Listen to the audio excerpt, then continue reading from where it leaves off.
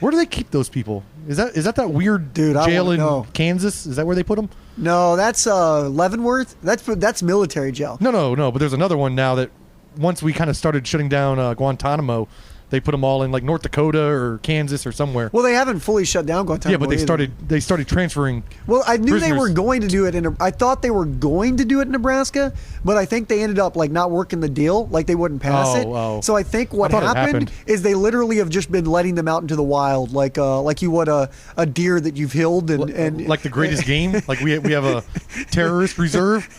I think that I literally think it's just like they've rescued a bird, now they've healed it. Now they go free.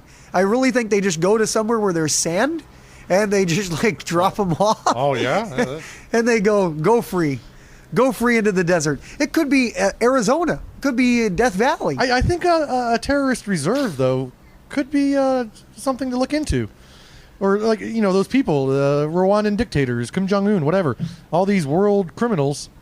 We just have a reserve somewhere. This amount of land that's set aside. Oh, I love the idea of an island or something. Well, yeah, where they all live together. Maybe an island, maybe not an island, but kind of like the greatest game where you just throw these humans, like Australia. We just need to throw them into Australia, but Australia's too big. You make a great point. Well, no, so we just need to wall in like the Outback or something. Like a segment of Australia. We just take Australia back.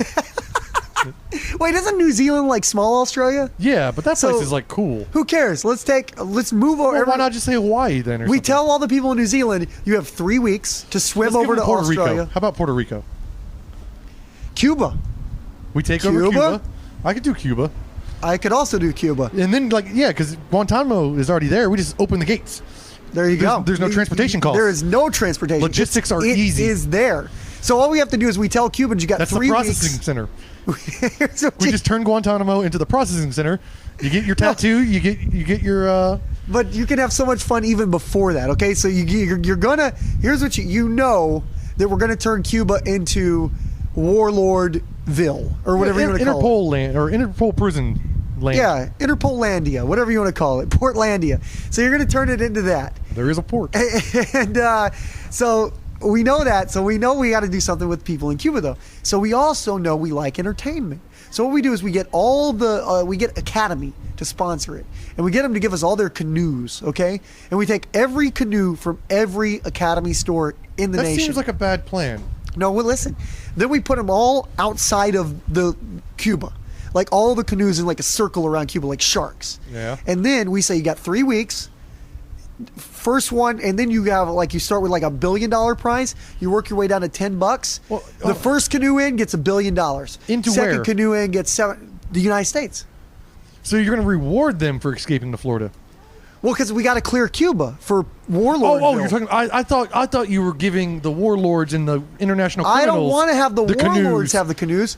I'm talking about the people currently, the Cuban people. You got to let these people. Well, why? So you make it like a tournament, or we could just put them like on a boat. No, it's way more exciting. Hey guys, we're about to release a bunch of wild people and cannibals here. You could just get on this boat and you don't have to leave. How much more is it exciting to have the great world canoe race where one person wins $1 billion? Why does it have to be? That's so exciting.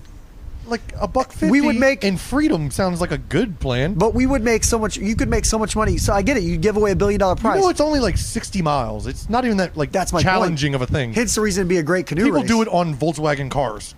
That's why it'd be a great canoe race, an amazing canoe race. Yeah, I was thinking more of the greatest hunt or greatest game. Where once all the war no, it's criminals... what you do. We take the canoe race. Now we have the land. Yeah, that's where you come in with your ideas. Yeah. The criminals are now like big game sport. You can pay Interpol so much money to go hunt a human, and that's where the funding for the island comes from. But you know how much and you have to pay like a lot. Like, do you know how much Kim Jong-un would be worth? Well, I mean, I don't know if you. That's like white rhino level. That's what I'm saying, though. Yeah. So, we preserve all the rhinos by letting 1 or 2 be culled from the herd, and that's what pays for, the processing of those parks and animal preserves. You can save so many animals with this, because every dollar that goes towards paying... No, I'm not saving the animals. This is paying for the facilities, because there has to be some sort of monitoring to make sure, Kim Jong-un or the Rwandan dictator doesn't get on a canoe and paddle over to Florida. So Well, you don't have to. I'm not so worried about that. it pays for the land mines and it pays for the water mines. Couldn't we just do a thing where you get like a giant, like almost like a moat, but like a giant net, and then encircle it it's with an like island, right? I mean, no, it's encircle essentially the biggest moat ever. I'm saying encircle the island though with this netting, and then just put like all the SeaWorld sharks in there, like shamus, all the killer shamus. I think mines are going to be like a much better option because they last a lot longer than killer dolphins. Dude, you would not, if they were like, have you seen, all you do is show blackfish every day, and you say, shamu's in those waters. Yeah, but it's worse than Jaws, bro. It's one mammal for an entire island. Like that's scary as shit, though. Because have you seen the blackfish? But you can take the chance. You think a warlord's going to take the chance? Yes. Well, and it's not the warlord. Are you saying warlords are high-risk individuals? Yes, I mean, they have the potential and power to leave there. Are you saying they're willing to roll the dice on life? Is what you're saying about a warlord? What's the Mexican guy who escaped? El Chapo. El Chapo was fascinating. He did not escape prison. His people tunneled down 30 feet and a mile across, and then right into his shower cell. Yeah.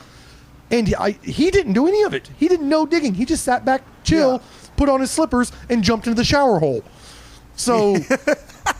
Yeah, that's really what happened. Yeah. He really jumped into the shower hole. It was a reverse It situation. The movie It, where the clown comes up, he reversed It his way down into the tunnels. So the thing is, with the warlords, the El Chapos of the world, it's not that El Chapo is going to jump in the water and swim away. You think his people will? You have to stop the boats and the rescue operations and the helicopters and all that. And the funding for that is paid for by big game hunters. Yeah, one day you may right. have El Chapo's head mounted on your wall. We have to have a lot of laser money. You're right. I just see so many like laser mines systems. and lasers and aircraft defense. And you're right. We got to have a lot of laser money. To pay for it, though, we El Chapo, we sell off hunts. $1 billion. $1 billion and you can hunt El Chapo. And not only do you have to hunt him, you have to hunt him on those grounds. Yeah. Which is dangerous as is. Yeah, because everybody else there also wants to kill you. Yeah, you gotta somehow you gotta land, get out. You got I don't know what we give you, AK. Well, it's a 3-day guided tour. We have guides. We have PHs. Well, I mean, I'm sure live out there. I'm sure Kim Jong-un in that situation would do something for $1. Maybe you could have trustees. Well, like there's people who earn their way up. The people who did like the old Nazis. The 70-year-old Nazis were like, okay, look, you're too old to do anything heinous anymore. No one wants to hunt Goebbels anymore. No, but you're so old that we'll give you a nice little setup for your cooperation in guiding these hunters to like El Chapo's hut. You know what? That doesn't seem fair though, because we're giving the warlords like a way to have a job. What we should do is take like the lepers, like from leper colonies. Let's move them in there. Does leprosy still exist? Somebody got it in Texas from an armadillo. Well, yeah, but like, isn't there like a cure now? Like, we spray some lemon juice on it, and you're good? I did. You know what? You have a great point. They did come up with something where they can prevent leprosy now, right? Just take this pill. So there is only like one remaining leper colony in the whole world. It's in Hawaii, isn't it? It's that one is done. It's like somewhere off on the coast of France or Italy or something like that. It's in one of those little bitty. It's probably in a beautiful place. It's like one of these little Mediterranean islands. Why not? I mean, you have a spontaneous chance of your arm falling off. Yeah. Why not give them like a nice island to live on? But let's get the lepers in there, and the lepers will be the guides. I think that's a way to do it. Maybe that's not good though, because then leprosy's spreading. No, everyone's getting leprosy. No, that's fine though. The whole point is eradicating these horrible people. If you're paying $1 billion, you don't want to risk leprosy. So that's not a good idea. But you already said there's a pill to prevent it. Oh, so you give the hunter the magic pill. Yeah, you got to get your vaccinations before you go in. At that point, he feels like he's in some kind of weird Disney cartoon, right? He just feels like that's how a hunter should feel. He feels like Gaston from Beauty and the Beast because he's got a giant, like muzzle loader rifle next to an ogre, and the ogre is showing him, "Yes, well." I don't think that's probably the proper term for the lepers. I doubt they'd appreciate being called ogres. I also request that they speak like Igor. They have to be like, master, this way to the Kim Jong-un. Okay, now I think we're getting a little off track here with this plan. It's a very viable track until we have hunchback lepers guiding the tours. You don't think hunchback lepers? That sounds unfeasible to me.